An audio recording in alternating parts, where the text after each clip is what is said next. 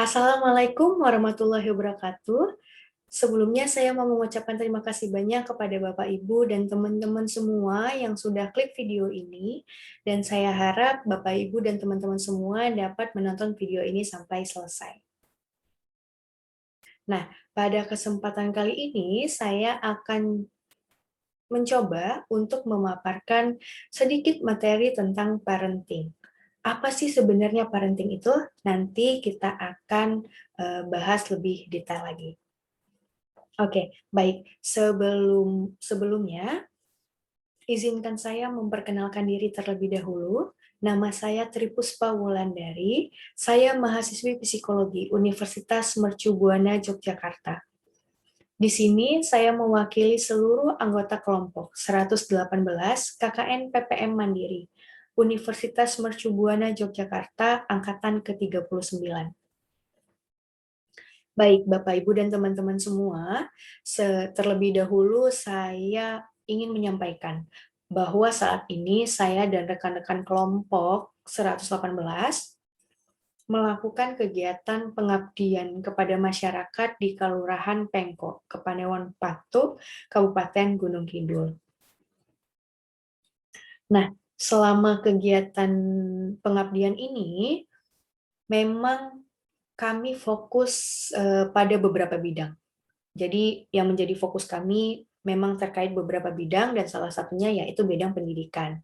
Nah, selama kegiatan ini di bidang pendidikan sendiri akan memberikan beberapa materi yang akan kami sampaikan dan materi yang kami paparkan ini kami rasa saling berhubungan. Nah, maka dari itu saya dan teman-teman saya harapkan Bapak, Ibu, dan teman-teman di luar sana dapat tetap setia untuk mengikuti setiap video atau pemaparan materi yang akan kami sampaikan melalui akun official YouTube kelompok 118 KKN PPM UMBY. Baik, selanjutnya berdasarkan asesmen yang telah kami lakukan di awal, kami melihat bahwa di tengah pandemi ini memang banyak sektor yang terkena dampak. Salah satunya yaitu sektor pendidikan, di mana sebelumnya kegiatan pendidikan itu dilakukan secara tatap muka di sekolah dan didampingi oleh tenaga pengajar yaitu guru.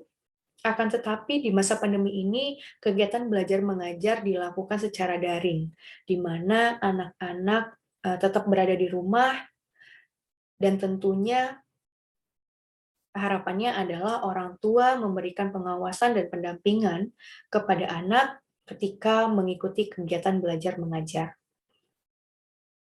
Nah, selama pandemi ini memang bisa dikatakan menyebabkan munculnya persoalan-persoalan baru di masyarakat. Salah satunya bisa dikatakan seperti yang telah saya sampaikan sebelumnya terkait dengan kegiatan belajar mengajar yang dilakukan secara daring, online, di mana menimbulkan kekhawatiran para orang tua terhadap fokus dan konsentrasi anak dalam mengikuti kegiatan belajar mengajar.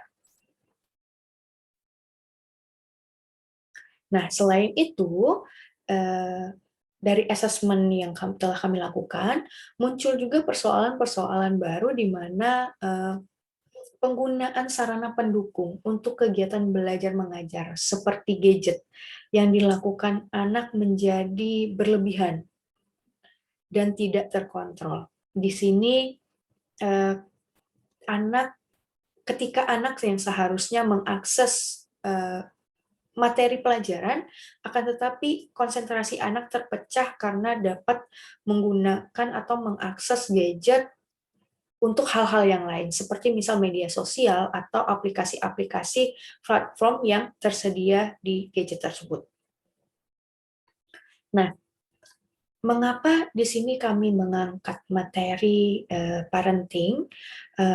Karena kami merasa bahwa penting untuk meningkatkan kesadaran masyarakat atau pada orang tua terhadap pola asuh serta dukungan orang tua untuk meningkatkan kepedulian orang tua terhadap pendidikan anak.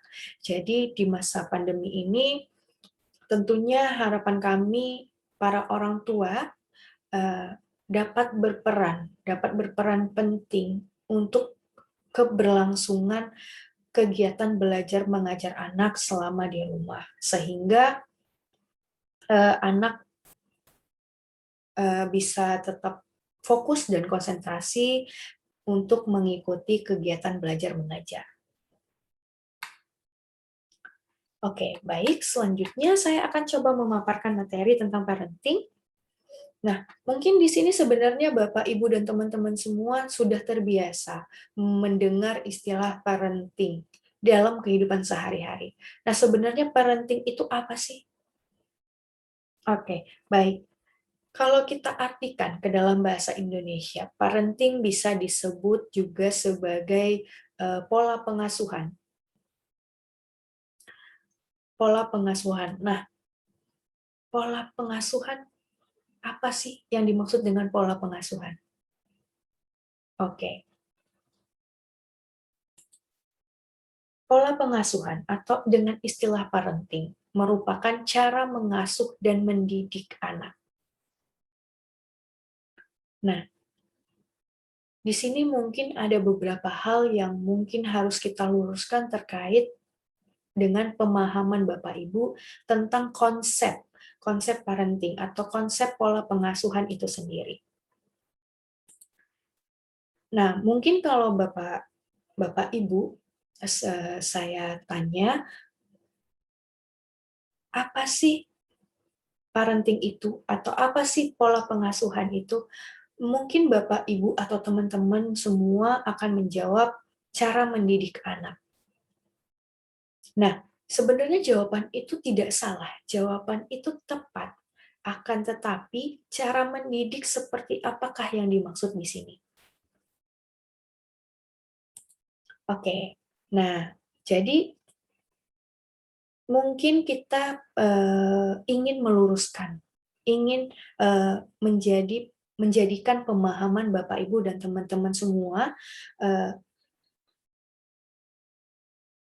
apa sih atau bagaimana sih konsep parenting itu sendiri.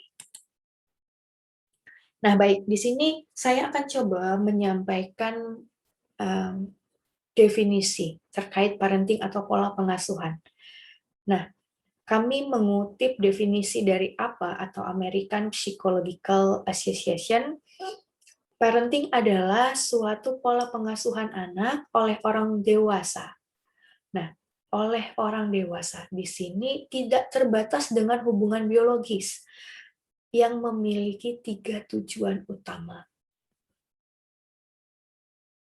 Tujuan yang pertama yaitu memastikan anak-anak selalu dalam keadaan sehat dan aman. Yang kedua, mempersiapkan anak-anak agar tumbuh menjadi produktif, di mana di sini harapannya anak-anak dapat tumbuh produktif dengan cara anak-anak mengetahui, dapat mengembangkan potensi yang ada di dalam diri anak, dan juga mengeksplorasi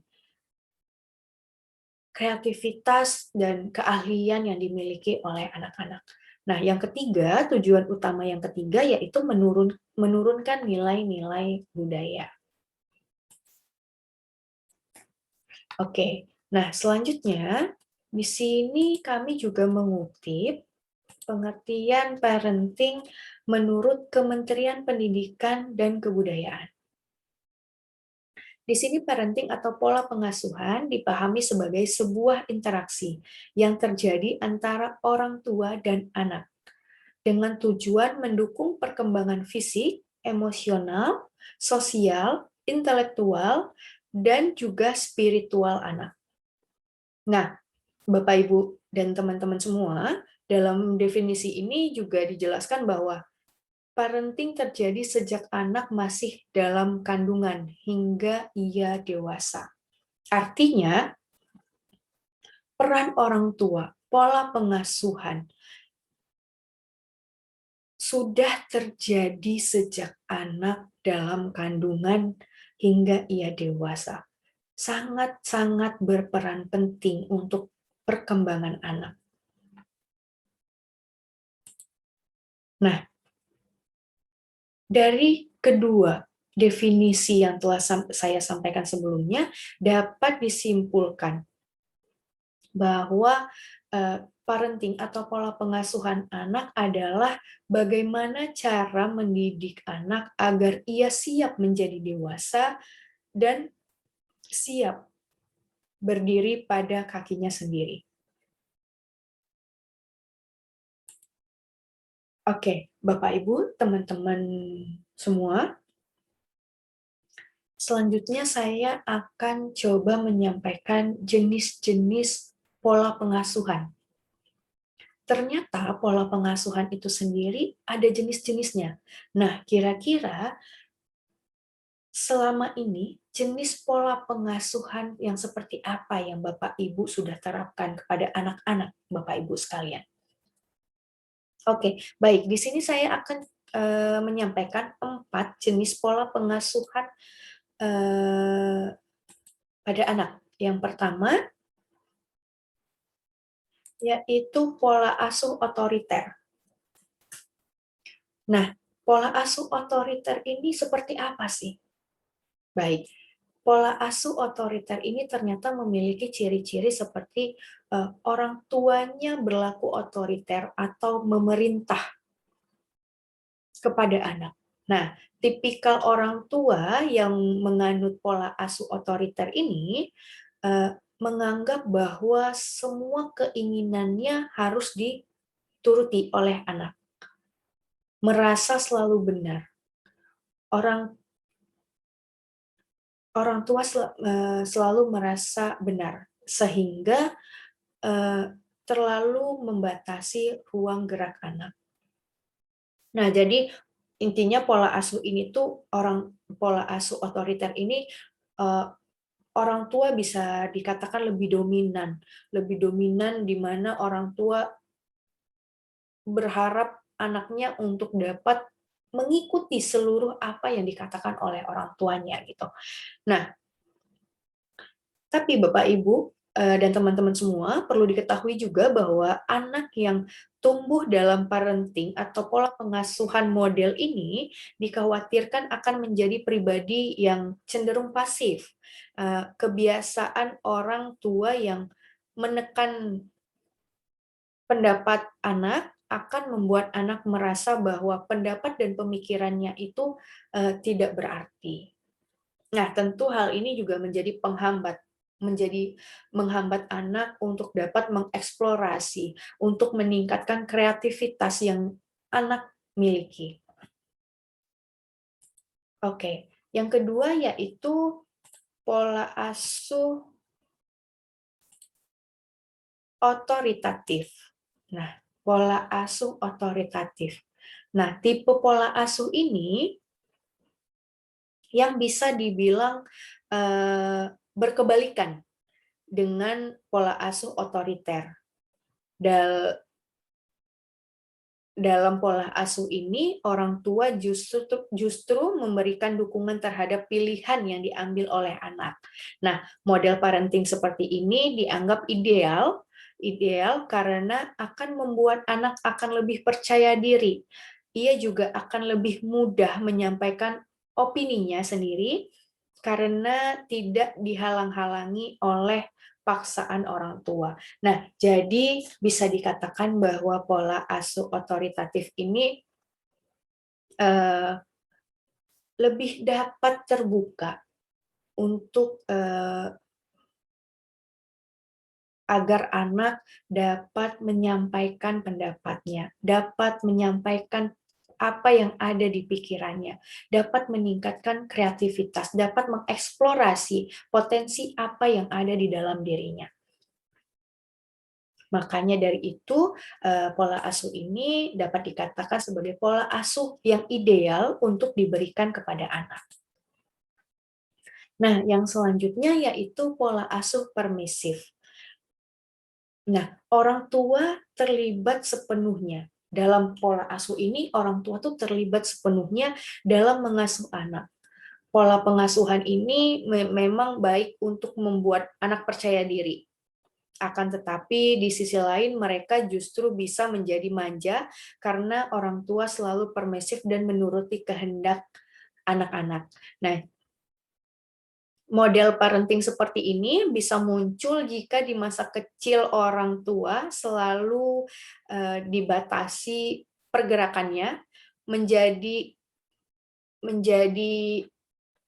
indulgen, dan permisif adalah cara mereka untuk membalas perlakuan orang tua di masa lalu. Nah, jadi di sini maksudnya tuh pola asuh permisif ini emang sebenarnya tidak apa ya, tidak salah juga kita diberikan gitu kepada anak, akan tetapi eh,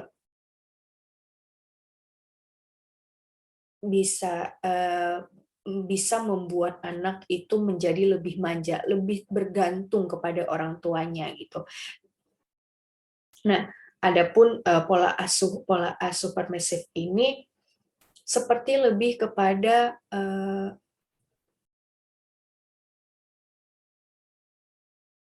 apa ya, membalas perlakuan orang tua. Jadi terkait dengan pola asuh ini terkait dengan masa kecil orang tuanya dulu. Jadi ketika orang tuanya dulu pada saat kecilnya orang tuanya diberikan pola asuh yang selalu dibatasi gitu, dibatasi ruang geraknya. Jadi orang tua yang mendapatkan pola asuh seperti itu akhirnya menerapkan pola asuh permisif ini kepada anaknya. Nah, itu yang mungkin menjadi kurang efektif dalam pemberian pola asuh kepada anak.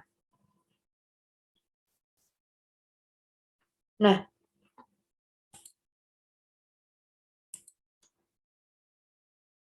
selanjutnya yaitu pola asuh tidak peduli. Ini merupakan pola asuh yang terakhir ya, Bapak Ibu dan teman-teman semua. Nah, tipe pola asuh seperti ini harus dihindari. Nah, kenapa harus dihindari? Karena dapat menimbulkan jarak antara orang tua dengan anak. Dalam pola asuh tidak peduli, orang tua jarang atau bahkan tidak terlibat sama sekali dalam pengasuhan anak. Nah, penyebabnya bisa bermacam-macam sebenarnya, mulai dari kesibukan karena pekerjaan hingga keadaan lain yang memaksa orang tua untuk bertindak demikian. Nah, jadi di sini bisa dibilang bahwa orang tua eh, orang tua tidak, bahkan bisa dibilang tidak terlibat sama sekali dalam pengasuhan anak. Nah, selain menimbulkan jarak antara orang tua dan anak, pola asuh tidak peduli ini juga berpotensi membuat anak menjadi pribadi yang kurang perhatian. Nah, Bapak Ibu, dari pemaparan yang tadi saya sampaikan terkait dengan parenting, dari sini Bapak Ibu bisa mengetahui bahwa pola pengasuhan adalah proses yang tidak mudah memang, dan ada kalanya stres akibat pengasuhan itu muncul. Karena apa? Tidak menentukan seperti apa pola asuh yang tepat yang akan diberikan kepada anak. Nah, akan tetapi walaupun begitu, bukan berarti Bapak Ibu tidak bisa belajar untuk menjadi orang tua yang baik bagi anak. Intinya adalah tetap semangat dan jangan pernah berhenti untuk belajar.